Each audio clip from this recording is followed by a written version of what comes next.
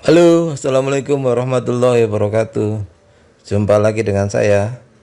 Pada pertemuan kali ini, saya akan membahas mengenai rangkaian arus bola balik atau arus AC. Stay at home ya.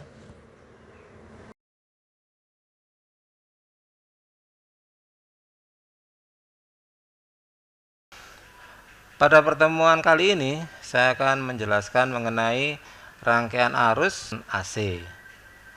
Nah, komponen-komponen listrik yang bisa dihubungkan dengan tegangan listrik ada diantaranya yaitu resistor. Resistor atau nama lainnya hambatan ini apabila dihubungkan dengan tegangan AC, maka bentuk rangkaiannya seperti ini. Pada rangkaian seperti ini berlaku juga hukum Ohm yang bisa dituliskan VR sama dengan IR dikalikan dengan R. Dengan catatan VR-nya itu tegangan listrik pada resistor, satuannya volt, IR arus listrik pada resistor, satuannya ampere, dan R resistor atau resistansi atau hambatan, satuannya ohm. Apabila rangkaian ini saya hubungkan dengan osiloskop, lalu kemudian saya baca skalanya, maka pada osiloskop itu akan dibentuk grafik dari tegangan dan arus listrik. Yang warna putih ini adalah grafik tegangan, sedangkan yang warna merah adalah arus listrik. Nah, pada tegangan sama arus listrik, grafiknya ini hampir bersamaan, hanya beda ketinggian. Kalau tegangannya berada di puncak, I-nya juga ikut berada di puncak. Kalau tegangannya ada di dasar, ini I-nya juga ikut di dasar, begitu seterusnya. Grafik yang seperti ini secara matematis itu bisa dituliskan gini, VR sama dengan VR max sinus omega T. Sedangkan I-nya adalah IR sama dengan IR max sinus omega T.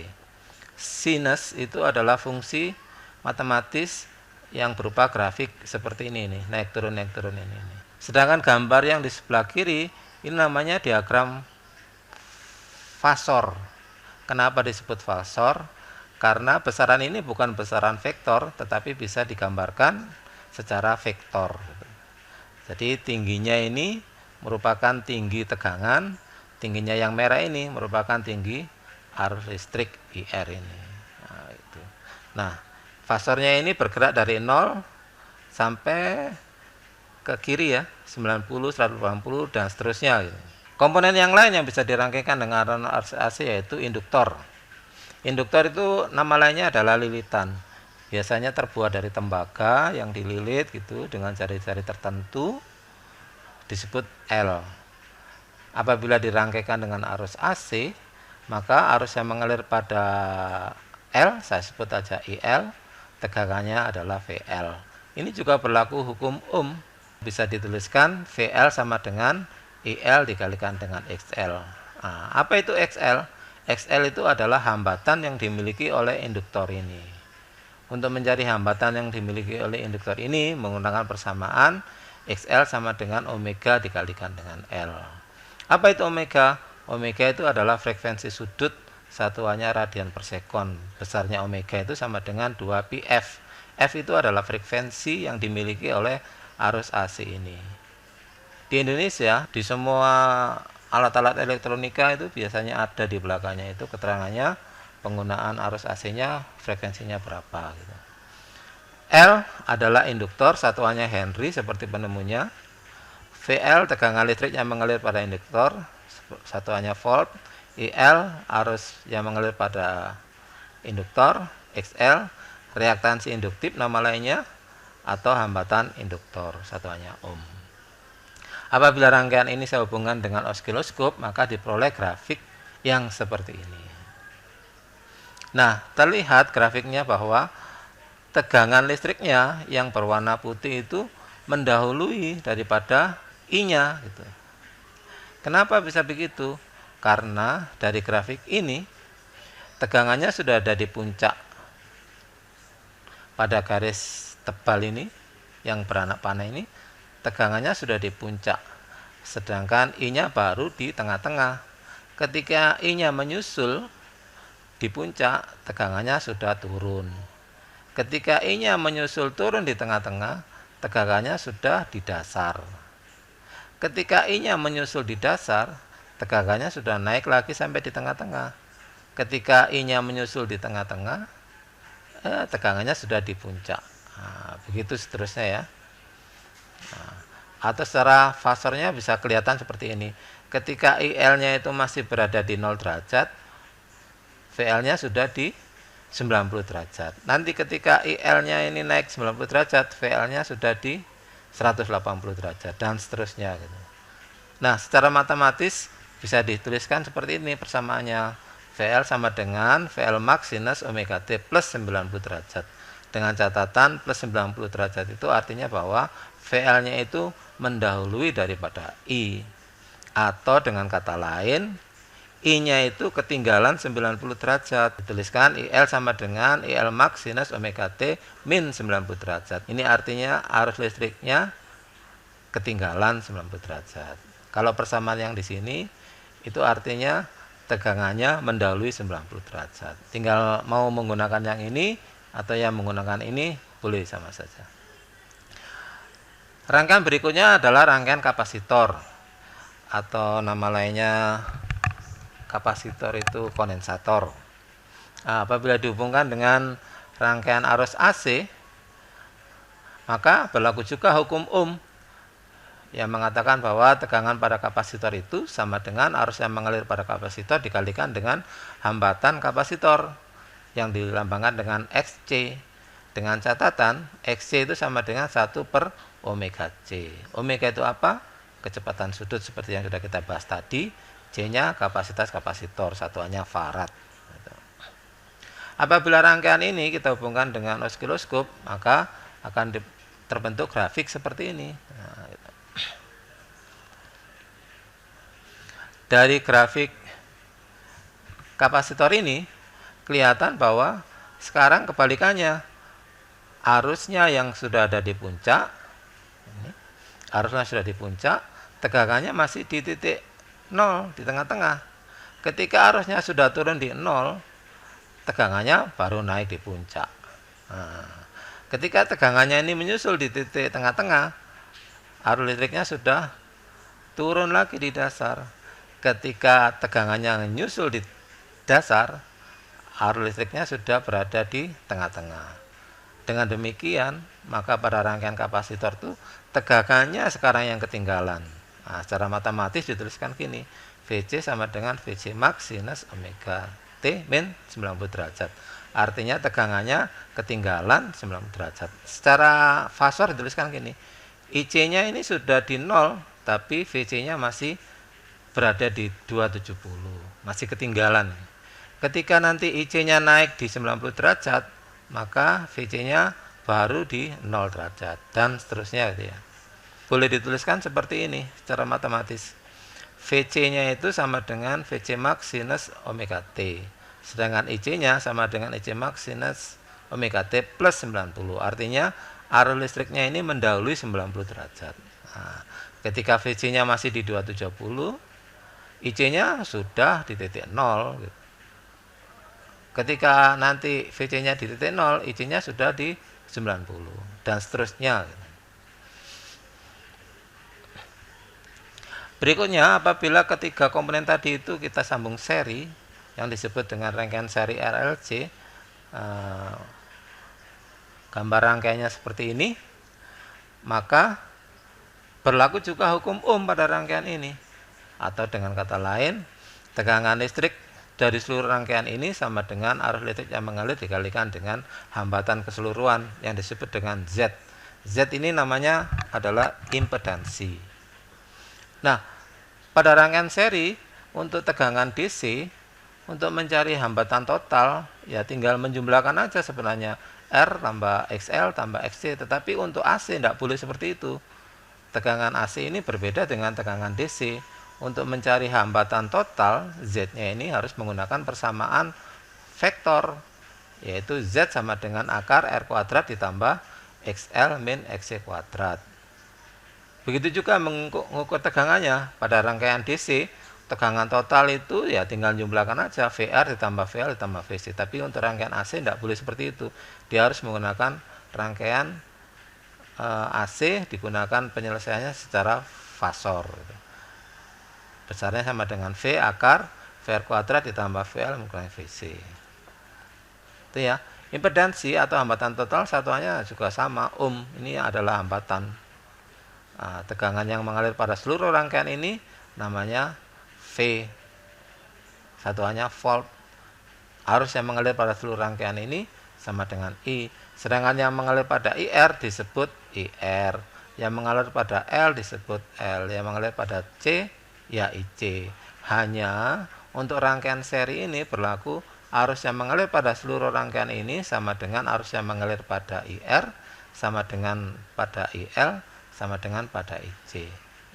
Ini yang kata kuncinya di sini ya. Untuk rangkaian seri RLC ini. Nah, untuk gambar diagram fasornya seperti ini. Apabila nggak mau mengerjakan secara matematis, bisa juga pakai skala, pakai vektor. Caranya, gambar XL-nya. Karena dia positif, dia ke atas. Gambar X-nya karena dia negatif ke bawah. Terus kemudian gambar R-nya ke kanan. Maka kalau diagram fasor ini diselesaikan secara vektor, caranya seperti ini. Pindahkan XC ini ke atas untuk dikurangi. Sehingga sekarang XL-nya berubah jadi XL dikurangi XC. Menjadi lebih pendek karena tadi ke atas dikurangi ke bawah ya. Terus kemudian ini R-nya. Tinggal dua ini. Kalau ini dijumlahkan secara fasor, caranya adalah buatlah garis segi 4 yang sejajar dengan masing-masing garis putih ini. Maka besar total daripada kedua garis putih ini disebut dengan Z. Tinggal diukur aja panjangnya berapa. Ini kalau menggunakan vektor atau fasor.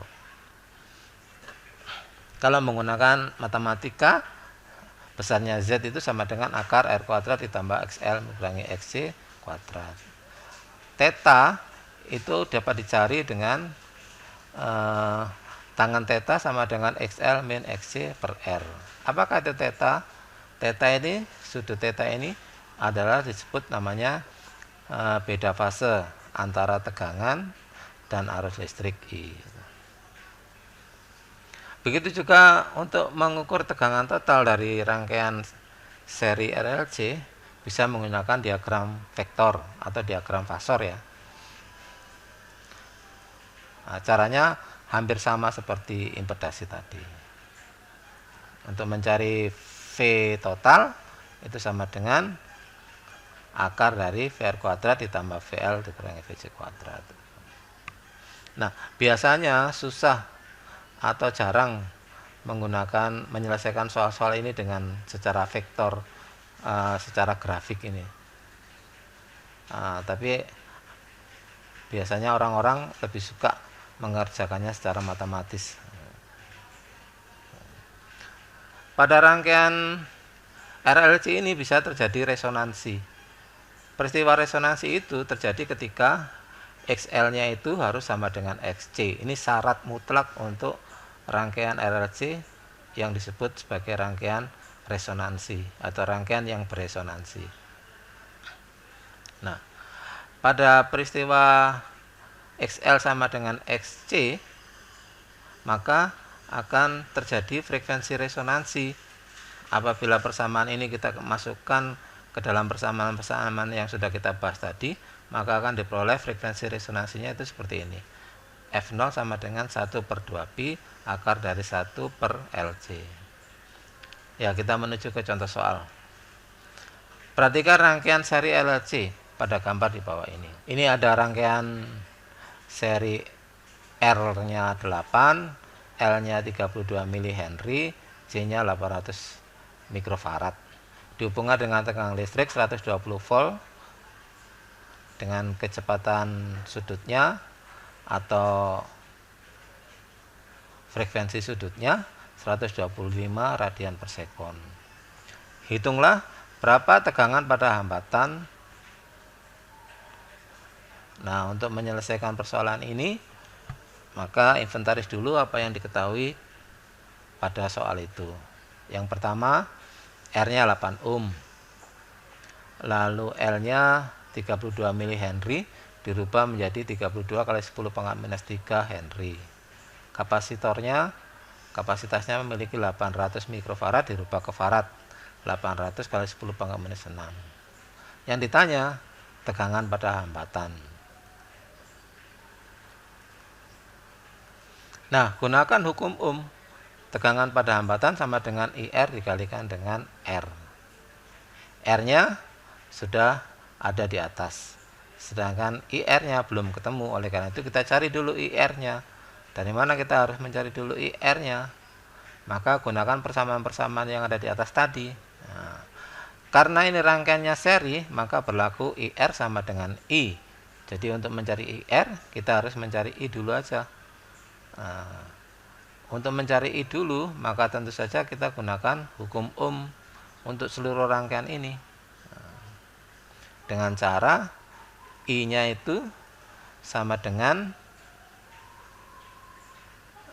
V dibagi dengan Z. Nah, karena I sama dengan V dibagi dengan Z, maka kita cari dulu Z-nya. Karena V-nya sudah diketahui ini 120. Nah, untuk mencari Z-nya itu sama dengan akar R kuadrat ditambah XL kuadrat dikurangi XC. Nah, kita cari dulu ini berapa XL, berapa XC yang belum ada di atas ini. Nah, untuk mencari XL, rumusnya XL sama dengan omega kali L, atau 125 kali 32 kali 10 pangkat minus 3. 125 ini adalah omega ini. Frekuensi sudut ya. L-nya adalah induktor. Maka XL-nya sama dengan 4 ohm. Begitu juga XC-nya bisa dicari dengan 1 per omega kali C, sama dengan 1 dibagi 25 kali 800 kali 10 pangkat min 6. Maka diperoleh XC-nya 10 ohm. Apabila sudah XL-nya ada, XC-nya ada, kembali ke persamaan ini, sehingga Z-nya sama dengan akar R kuadrat ditambah XL kurang XC. Maka besaran impedansinya dapat dicari sama dengan 10 ohm. Apabila impedansi sudah ketemu, maka gunakan hukum Ohm tadi itu. Sehingga I-nya sama dengan V dibagi dengan Z. V-nya sudah ada ini, 120. Z-nya barusan ketemu 10. Sehingga I-nya sama dengan 120 dibagi dengan 10. Didapatlah bahwa I sama dengan 12 ampere. Nah, I ini 12 ampere ini itu sama dengan IR karena dia disambung seri. Sehingga sekarang terakhir kita bisa mencari VR-nya. VR-nya bagaimana? Ya pakai hukum Ohm tadi. VR sama dengan IR dikalikan dengan R. VR sama dengan IR dikalikan R. IR itu sama dengan I karena disambung seri. Nah, I-nya 12 ampere. Sehingga VR itu sama dengan 12 dikalikan 8, maka sama dengan 96 volt. Kita menginjak ke soal berikutnya. Pada rangkaian seperti gambar di bawah ini, R-nya 3000 ohm, maka kapasitornya adalah, ditanya C-nya ini berapa. Untuk menyelesaikan soal ini, maka yang pertama yang dilakukan yaitu inventaris dulu apa yang diketahui. Yang pertama R-nya 3000, VR-nya 30 volt, VC-nya 60 volt. Frekuensi yang digunakan arus AC-nya yaitu 100 per 6 pi Hz. Nah, ditanya adalah berapakah C-nya. Nah, C-nya itu bisa dicari dengan menggunakan persamaan ini. C sama dengan 1 per omega dikalikan dengan XC. Itu berasal dari rumus yang tadi itu. XC sama dengan 1 per omega C. Bisa dirubah menjadi C sama dengan 1 per omega kalikan XC. Omega besarnya 2 pi kali F. nggak masalah karena F nya sudah diketahui, tinggal kita mencari XC nya ini. Nah, dari mana kita mencari XC nya? Tentu saja menggunakan hukum Ohm lagi. VR sama dengan IR dikalikan dengan R. VR nya sudah diketahui 30, R nya diketahui 3000 ohm, maka arus IR dapat dicari besarnya sama dengan 0,01 ampere.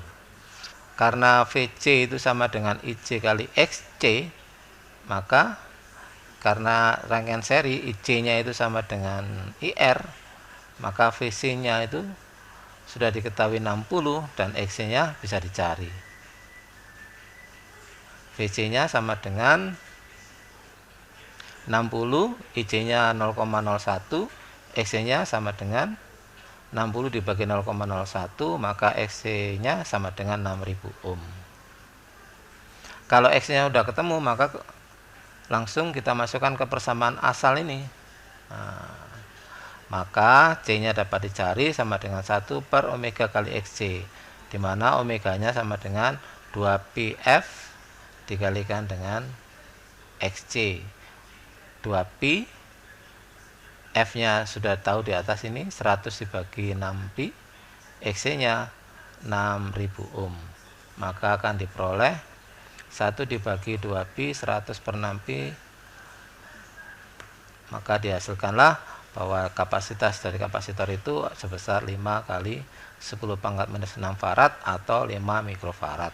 Jadi jawabannya yang D.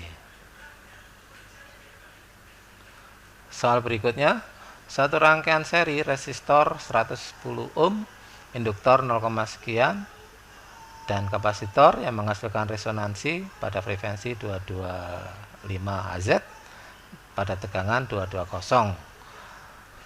Maka arus listrik yang mengalir dalam rangkaian adalah, ditanya arus yang mengalir pada rangkaian seri RLC. Inventaris dulu apa yang diketahui. Pertama, R-nya 110, lalu L-nya 0,71 Henry. Karena ini rangkaian beresonansi, maka perlu dituliskan resonansi. Frekuensi resonansinya 225 Hz. Tegangan pada rangkaian 220 volt. Yang ditanya adalah arus yang mengalir pada rangkaian. Jawab sama, ini menggunakan hukum Ohm juga. V sama dengan I kali Z. V nya sudah ketemu 220, I nya yang kita cari, Z nya yang harus kita cari supaya bisa mendapatkan nilai I. Oleh karena itu, untuk mencari Z, gunakan rumus Z sama dengan akar R kuadrat ditambah XL min XC. Ini ada kata-kata resonansi. Syarat resonansi itu adalah XL sama dengan XC. Kalau XL sama dengan XC, kalau XC nya ini kita ganti dengan XL, maka diperoleh bahwa Z nya itu sama dengan R, sama dengan 110 ohm. Sehingga kita dapat menghitung I nya itu sama dengan V per Z sama dengan 220 diketahui di atas dibagi 110 sama dengan 2 ampere. Jawabannya B. Sekian dulu dari saya. Barangkali ada yang perlu ditanyakan, bisa langsung komen di bawah ini. Atas perhatiannya saya ucapkan terima kasih. Assalamualaikum warahmatullahi wabarakatuh.